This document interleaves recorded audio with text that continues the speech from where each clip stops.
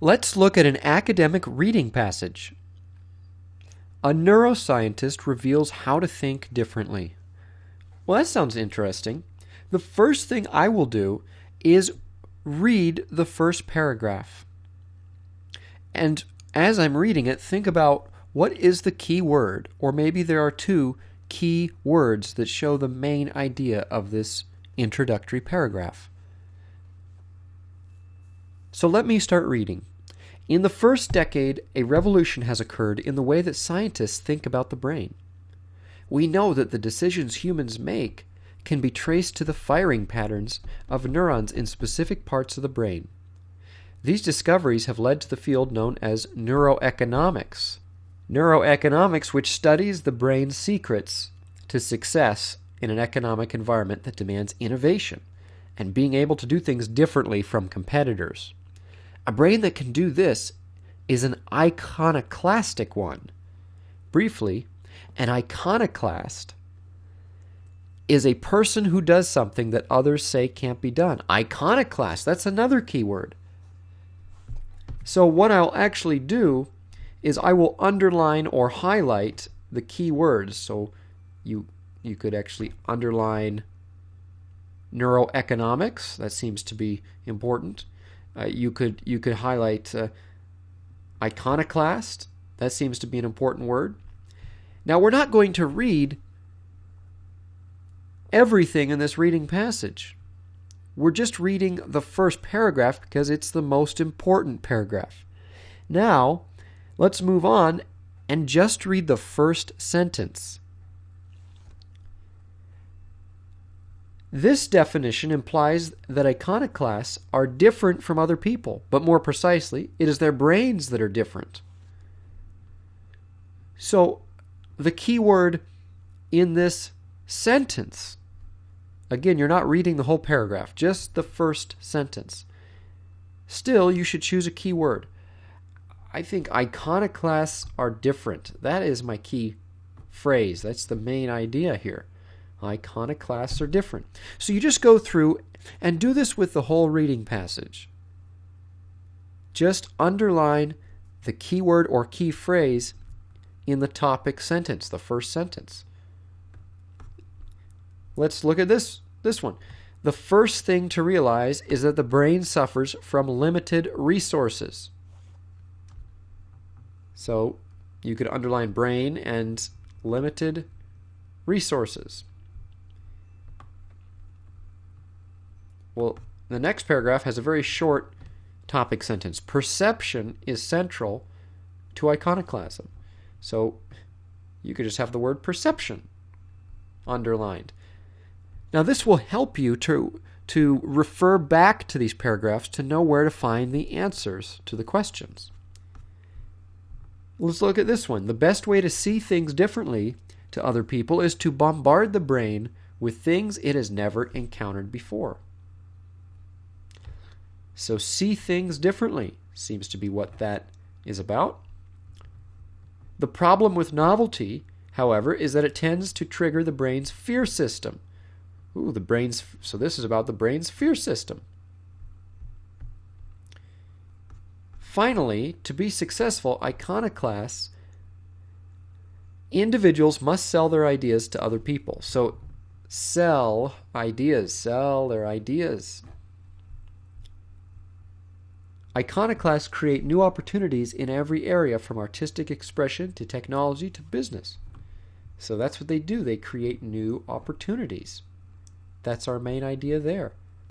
So now we come to the last paragraph, the final paragraph of the passage. So we want to read the whole thing, just like it's the first paragraph. Same thing with the last. We want to read the whole thing. Iconoclasts create new opportunities in every area, from artistic expression to technology to business. They supply creativity and innovation not easily accomplished by committees. Rules aren't important to them. Iconoclasts face alienation and failure, but can also be a major asset to any organization.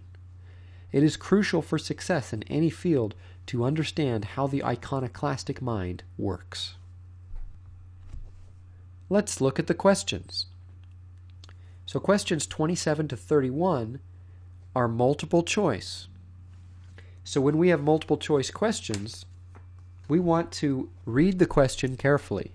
Is it asking for one answer or for more than one answers? Choose the correct letter, A, B, C, or D.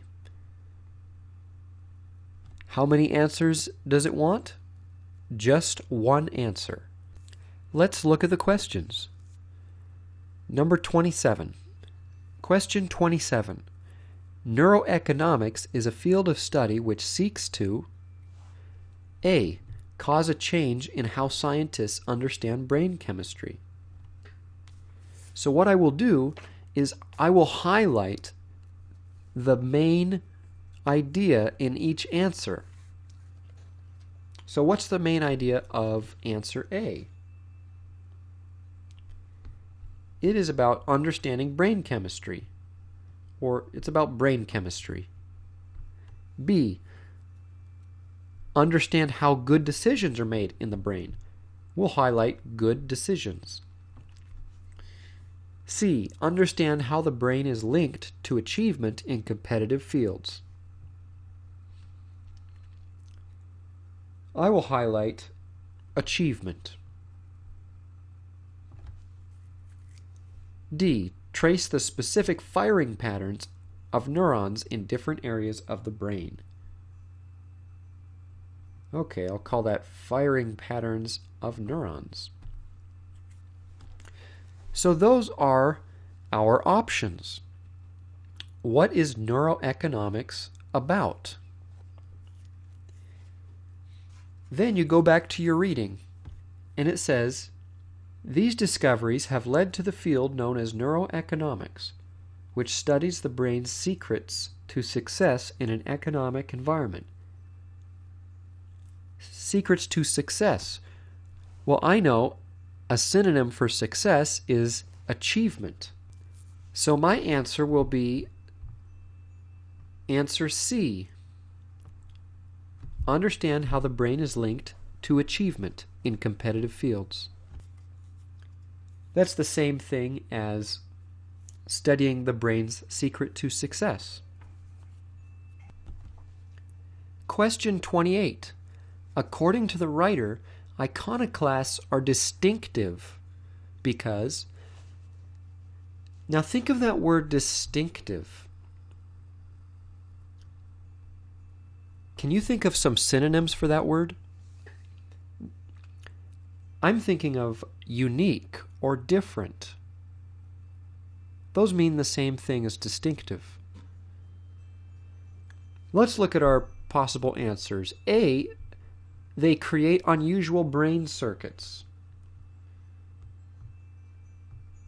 So unusual, let's say brain circuits. B, their brains function differently. So is it something about their brains function? C, their personalities are distinctive. Or D, they make decisions easily.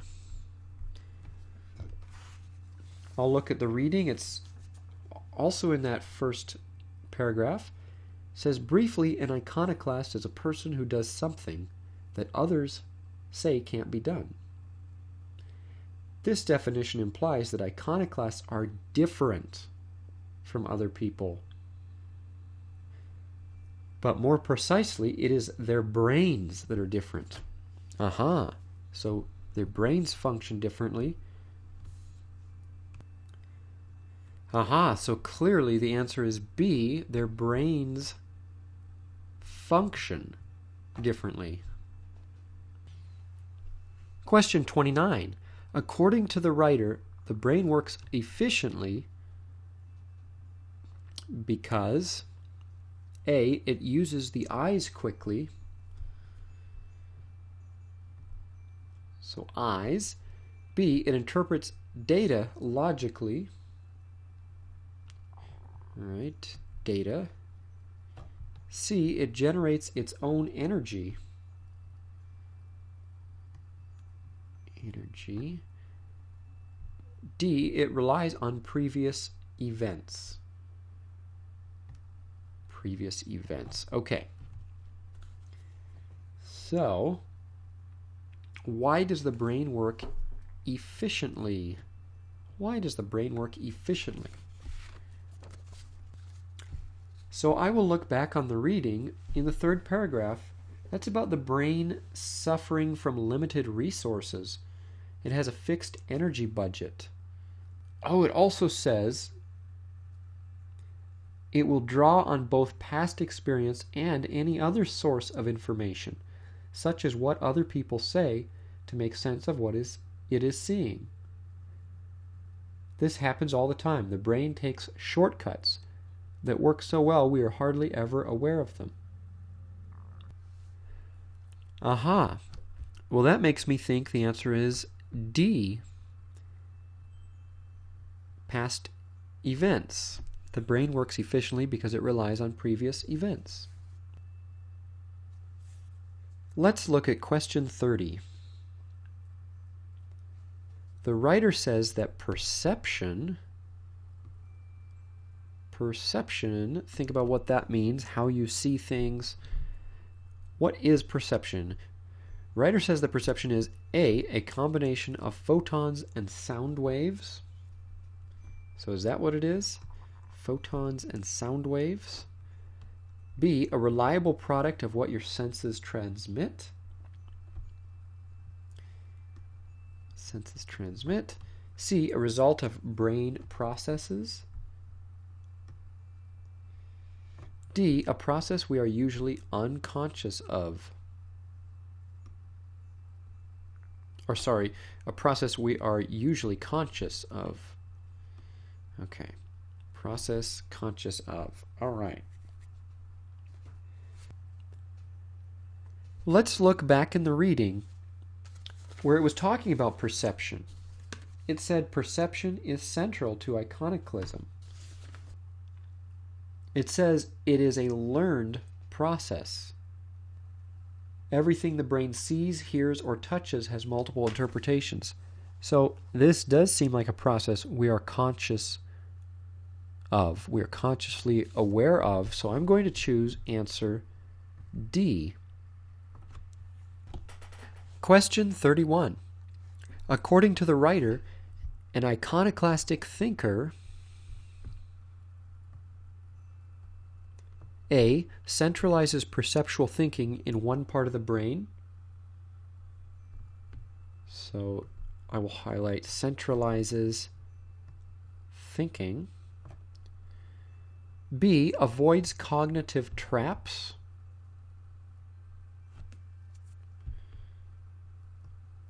All right, avoids traps. Think about some synonyms for traps. Difficulties. Traps are like difficulties or problems. C, has a brain that is hardwired for learning. Hardwired for learning. D, has more opportunities than the average person. More opportunities. I can see a paragraph talking about the brain's fear system. It says there are many types of fear, but the two that inhibit iconoclastic thinking and people generally find difficult to deal with are fear of uncertainty and fear of public ridicule. It says iconoclasts do not let these fears inhibit their reaction. So I think the answer is B, avoids cognitive traps. An iconoclastic thinker avoids cognitive traps.